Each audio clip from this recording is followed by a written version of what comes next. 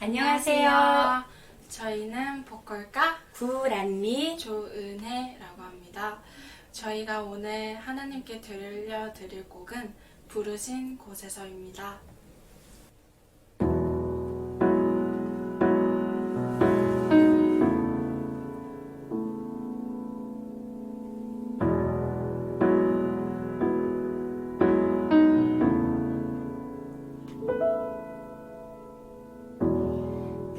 따스한 성령님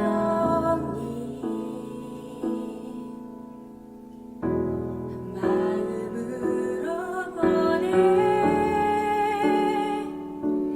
내 몸을 감싸며 주어지는 평안함 그 사랑을 느끼네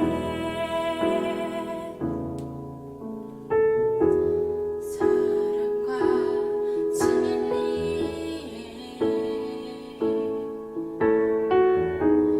한 줄기 빛보내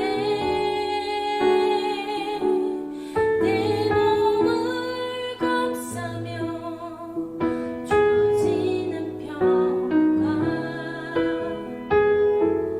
만족감을 느끼네. 부르신 곳에서 나는 예배하네 어떤 상황에도 나는 예배하네 부르신 곳에서 나는 예배하네 어떤 상황에도 나는 예배하네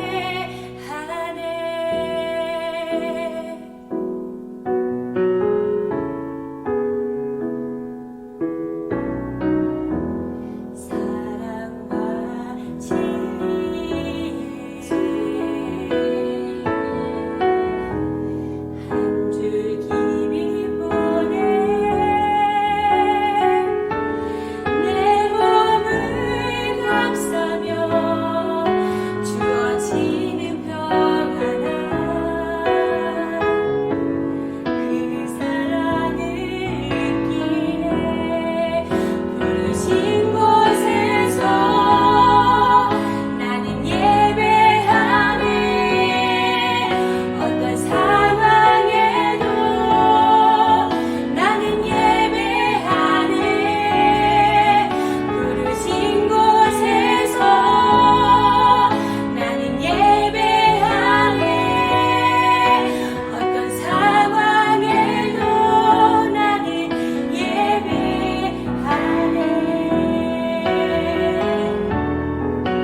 내가 걸어갈 때 길이 되고 살아갈 때 삶이 되는 그곳에서 예배하네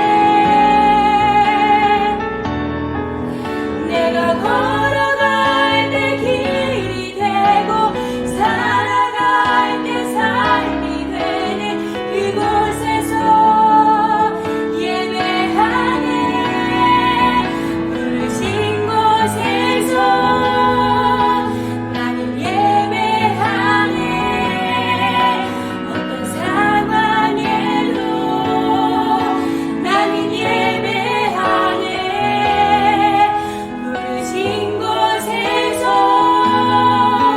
나는 예배하네 어떤 상황에도 나는 예배하네 상황에도 나는 예배하네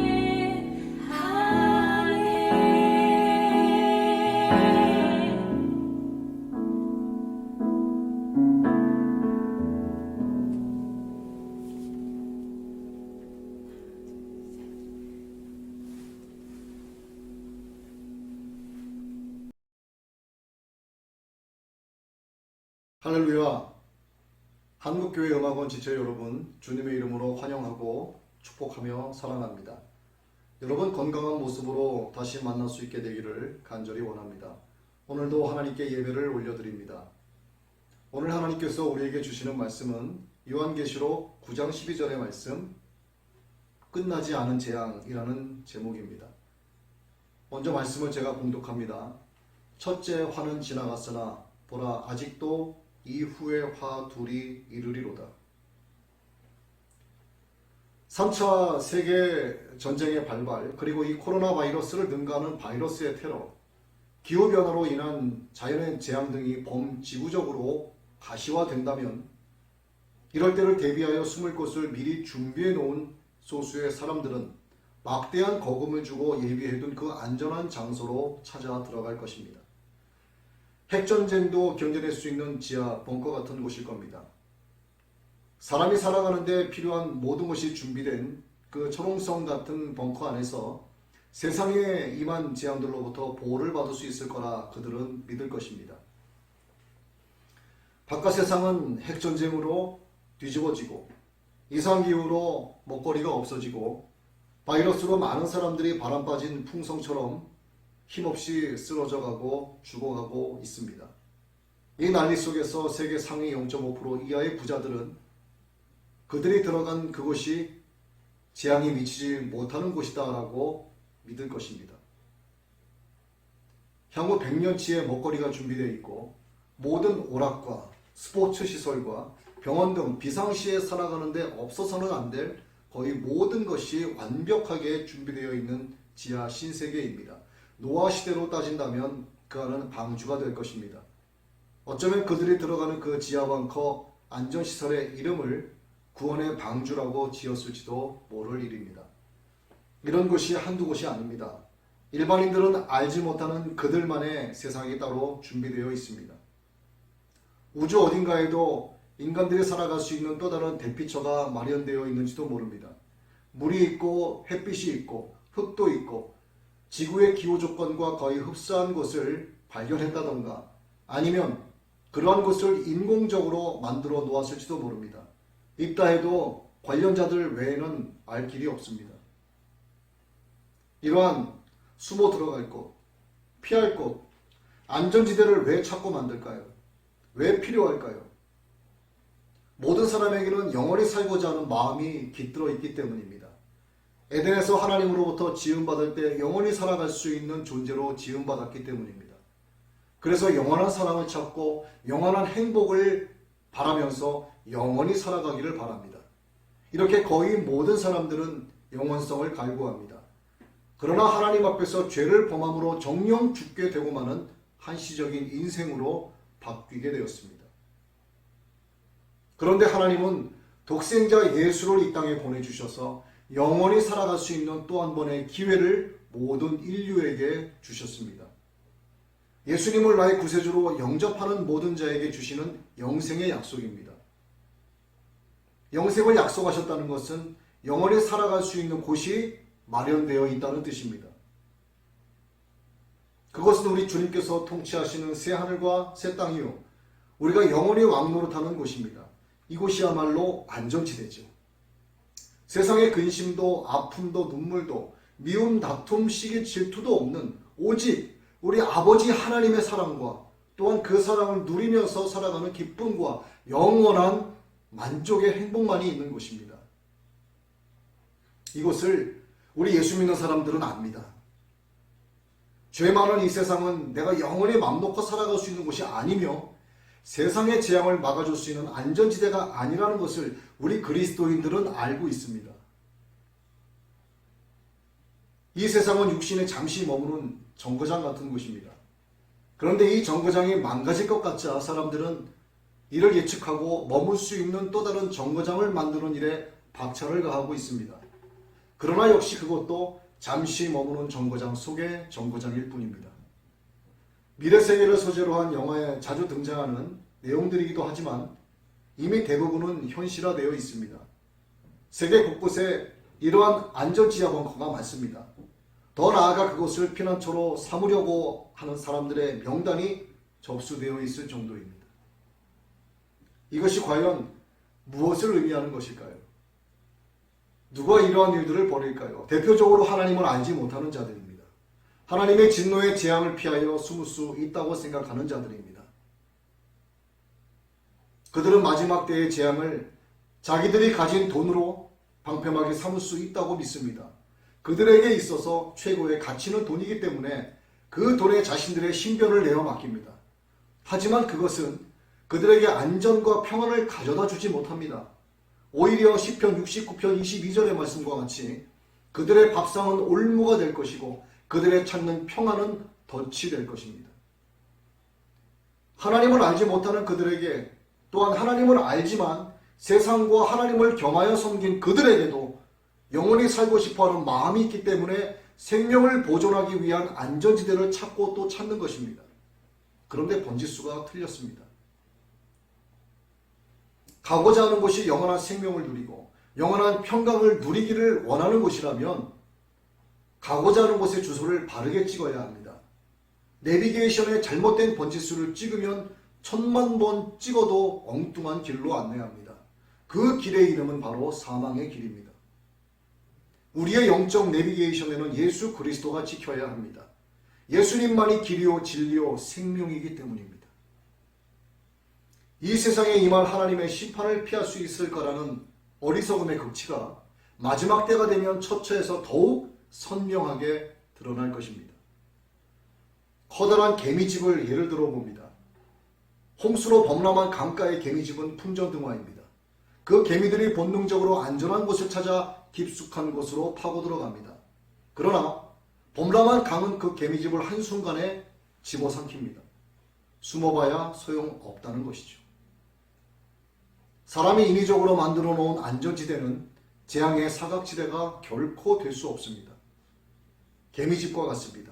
전 세계적인 화산과 지진으로 오대양 6대주의 지각이 박힐 것입니다. 지하 깊숙이 숨어봐야 손바닥으로 해가리기입니다. 하나님을 알지 못하면 번지수를 잘 못 찾는 이러한 어리석은 일들을 자꾸만 행하게 됩니다. 영화를 만든 감독에 의해 돌아가는 스크린 속 세상의 사람들은 감독이 정한 바대로 시나리오에 의해서 움직여집니다. 마찬가지로 이 세상의 모든 피조물들은 만물을 창조하신 하나님의 뜻대로 구속사의 흐름 안에서 움직여집니다. 스크린 속 배우들이 제 아무리 날고 기어봐야 감독의 뜻대로 이루어지는 것처럼 이 세상 모든 시작과 끝, 그리고 그 끝으로 나아가는 과정 안에 있는 모든 피조물들은 창조주 하나님의 계획 안에 있는 것입니다. 어느 누구도 하나님의 심판을 피할 수 없다는 뜻이죠. 뛰어봐야 벼룩입니다. 벼룩 같은 짓을 하면서도 자기가 벼룩인 줄 모르는 자들을 일컬어 성경은 우둔한 자들이라고 말합니다. 우둔함은 마음이 완악한 자들에게서 나타나는 증상입니다. 이 완악함은 예수 그리스도를 거부하는 데서 옵니다. 예수님을 구세주로 우리에게 보내주셨는데도 불구하고 그분이 모든 인류의 영원한 피난처이시며 하나님의 나라로 들어가는 생명길 되심에도 불구하고 눈앞에 있는 이 놀라운 구속의 은혜를 거부하고 부인하고 조롱하니 그 마음은 점점 돌덩이처럼 완악해져 갑니다. 그래서 삶의 가치를 이 세상에 두고 사는 사람들은 육신에 해당하는 것만을 참된 실상으로 여기고 죽음 이후의 모든 것을 허상으로만 여깁니다. 하나님도 없고 예수님도 없는 그들은 그래서 예수 믿는 자들을 일컬어 어리석다고 말하고 교회를 대적하고 하나님을 저주합니다. 마지막 때에 이르면 주님 하신 말씀대로 세상에 믿음이 있는 자를 보기가 어려울 것입니다. 그러나 믿는 자들이 있다면 단언컨대 그들의 믿음은 순교를 각오한 믿음임에 틀림없습니다. 오늘 여러분과 그리고 저 그리고 이 땅에 있는 모든 교회는 이제 순교를 각오한 믿음으로 주님을 섬겨야 합니다. 그래서 마지막 때는 영적 양극화 현상이 나타나게 될 것입니다. 목숨 걸고 예수를 믿을 것인가? 예수를 버리고 사탄이 주관하는 적그리스도의 프레임에 갇혀 살 것인가? 날개를 펴면 새가 되고 날개를 접으면 박쥐가 되는 그런 교인은 필요 없습니다. 교회에서는 성도처럼 교회 바깥에서는 불신자처럼 살아가는 시시각각 변하는 그런 카멜레온 교인도 필요 없습니다. 그들은 미지근한 자들입니다. 토에 내쳐질 만한 그런 믿음은 차라리 믿음 없느니만 못합니다. 그들은 어둡고 차가운 곳에 속한 자들이요 그곳에서 슬피 울며 이를 가는 자들 가운데 영원히 남겨지게 될 것입니다. 이처럼 믿음에는 중간이 없습니다. 양다리도 없습니다. 차갑든지 뜨겁든지 하라 하신 주님의 말씀을 그래서 잊지 말고 늘 상기하고 있어야 합니다. 분명한 것은 선택할 때가 반드시 온다는 것입니다. 그리고 죽음 뒤에는 하나님의 심판이 있다는 것입니다. 하나님의 심판은 피할 길이 없습니다. 세상에 내리는 재앙은 잠깐 몸을 숨겨 피할 수는 있겠지만 하나님의 힘의 영광을 떠난 영원한 멸망의 형벌은 절대로 피할 수 없습니다. 아담 이후 이 지구에 살던 모든 인류는 하나님의 심판대 앞에 섰습니다. 저와 여러분도 이제 얼마 남지 않았습니다. 그러나 그때와 신은 아무도 모르죠. 그래서 깨어 있어야 하며 그래서 늘 정결한 영적 신부로 단장하고 있어야 합니다. 인류 종말에 관한 말씀이 가장 결정적인 리얼감으로 권위 있게 선포되고 또 복음을 믿지 않는 자들이 영원한 멸망의 형벌을 받게 된다라고 하는 그 내용이 수식어 없이 담백하게 기록된 곳이 데살로니가 후서 1장 8절로 9절의 말씀입니다. 하나님을 모르는 자들과 우리 주 예수 그리스도의 복음에 복종하지 않는 자들에게 형벌을 내리시리니 이런 자들은 주의 얼굴과 그 힘의 영광을 떠나 영원한 멸망의 형벌을 받으리로다. 사람에게 있어서 최악의 형벌은 의문의 여지 없이 사형입니다. 개인의 종말은 극도의 공포로 다가옵니다. 그러나 단회적이죠. 어떤 죽음이든 죽기까지의 과정은 기나긴 공포이고 괴로움이고 절망이지만 생명이 죽음으로 바뀌는 시간은 코끝에 숨이 끊어지는 찰나에 불과합니다. 그래서 죽음은 사실 별게 아닙니다. 그러나 육신의 죽음은 매우 심각한 문제를 동반합니다. 살아온 모든 날들에 대한 창조주 하나님의 심판입니다. 히브리서 9장 27절의 말씀이죠. 한 번 죽는 것은 사람에게 정해진 것이요 그 후에는 심판이 있으리라. 둘째 사망이라 이끌어지는 영원한 멸망의 형벌입니다. 말 그대로 끝도 없이 지속됩니다. 이곳이 지옥입니다. 예수 그리스도를 구세주로 영접하지 않는 자들이 던져지는 곳입니다. 주님의 복음을 믿지 않는 자들이죠. 그렇다면 믿지 않는 것이 왜 그토록 큰 죄가 되는 것일까요? 그 답은 민망할 만큼 간단합니다. 인간은 예외 없이 아담으로부터 시작된 죄를 안고 태어난 존재적 죄인이고 사는 시간에 비례하여 그 죄가 증가하기 때문입니다. 죄인에게 형벌이 따르는 건 이 세상에서도 당연하게 적용되는 상식이자 이치입니다.